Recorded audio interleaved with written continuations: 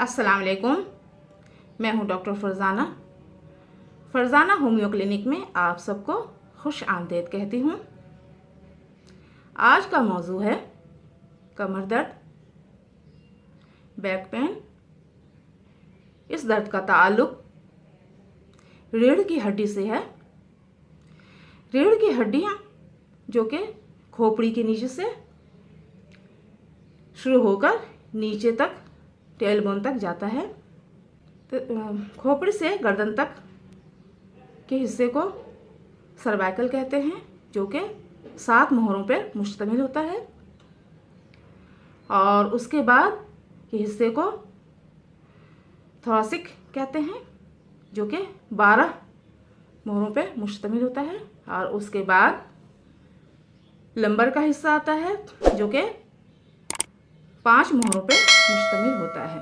उसके बाद आखिरी हिस्सा जिसे सेक्रम कहते हैं,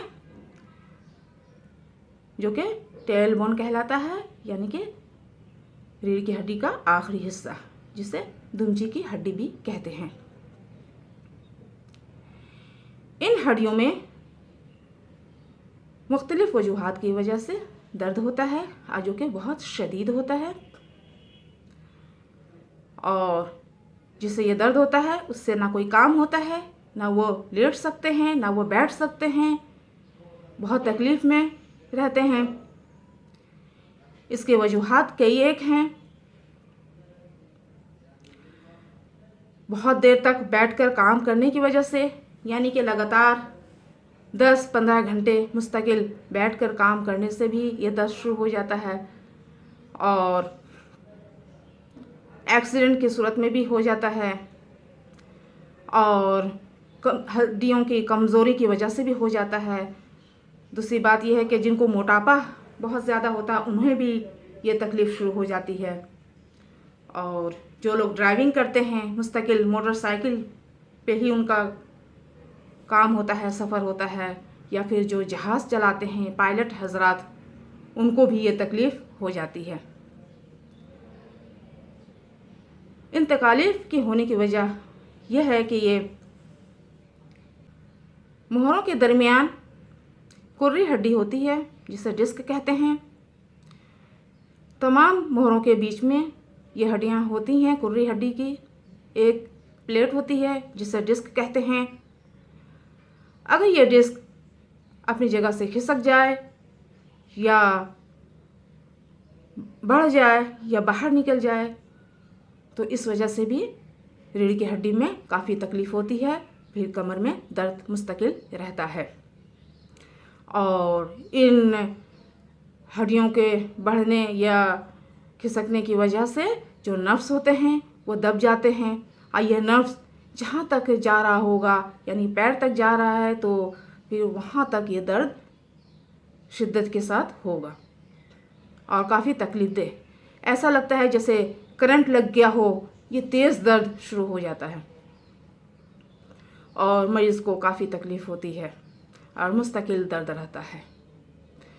तो इन तमाम तकालीफ के पेश नज़र मैं आपको दवा बताती हूँ।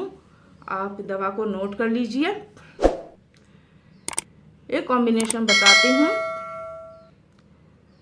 Arnica 200 and hypericum 200। ये दोनों दवा 200 पोटेंशियम में आप लेंगे और दोनों को मिलाकर 2 कतरे सुबह और 2 कतरे शाम, या फिर 3-3 कतरे लें, ये ज़्यादा बेहतर रहेगा। 3 कतरे सुबह और 3 कतरे शाम को। और जो है दूसरी कॉम्बिनेशन आपको बताती हूँ, नोट कर लीजिए। नंबर 1 रेस्टॉक्स 30, नंबर 2 रूटा 30 और number 3 Arnica 30 and number 4 Aesculus hip 30। इन चारों दवाइयों को आप एक शीशी में बना लीजिए और 3 कतरे सुबह, 3 कतरे दोपहर और 3 कतरे रात को आप लें। अगर शिद्दत है दर्द में, तकलीफ़ में बहुत ज़्यादा शिद्दत है, तो आप इसी दवा को 2-2 घंटे से आप ले सकते हैं। अगर शिद्दत नहीं है, दर्द है लेकिन दर्द में इतनी ज़्यादा शिद्दत नहीं है, तो आप इसे 3 टाइम लें और इसे आपने तकरीबन 2-3 महीना लगातार लेना है। आपको आराम आ जाता है तो आप इस दवा को रूटीन में रखें ताकि ये दर्द जो है जड़ से ख़त्म हो जाए। ठीक है, हड्डियों में जो भी तकलीफ़ हैं, डिस्क जो खिसक गए हैं या फिर भुरभुरी हो गई हैं मोहरें, और फिर हड्डियाँ कमज़ोर हो गई हैं या नर्व्स दब गए हैं, दबने की वजह से नर्व्स डैमेज हो गए हैं, तो इन तमाम चीज़ों को ये दवाइयाँ ठीक कर देंगी। तो आपको ये दवा मुस्तकिल लेना है। और जहाँ तक इसकी कमज़ोरी है, हड्डियों की कमज़ोरी है, कैल्शियम की कमी है, तो आप इसके लिए भी दवा ले लीजिए। आप दवा को नोट कीजिए, calcarea phos and calcarea fluor. ये दोनों दवा 6x में टैबलेट की शक्ल में आपको मिल जाएंगी। तो दोनों दवाइयों के 3-3 गोलियाँ एक साथ आप लें 3 टाइम। तो इस तरह से ये है कि आपकी जो हड्डियाँ कमज़ोर हो गई हैं वो भी मज़बूत हो जाएंगी। और ये दवा आप लेते रहें, इंशाअल्लाह बहुत जल्द आपकी ये तकलीफ़ ख़त्म हो जाएंगी। और उसके साथ आप अपनी ग़िज़ा का ख़्याल रखें, ऐसी चीज़ें खाएं जिसमें कैल्शियम हो, ऐसी चीज़ें खाएं जिसमें आयरन हो। तो खुराक की भी आप ख्याल रखें। सिर्फ दवा से तो गुजारा नहीं हो सकता, इसलिए कि दवा उस वक्त फ़ायदा करेगी जब आपके जिस्म में ताकत आए। ठीक है, तो आप अपनी खुराक का ख्याल रखें, अपने आराम का ख्याल रखें।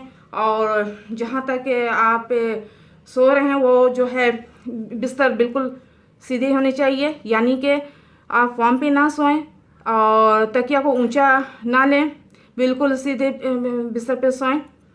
और इसी तरह से अपना ख्याल रखें और इंशाल्लाह आपको इन तमाम बीमारियों से, ये तमाम तकलीफ़ से आपको आराम मिल जाएगा।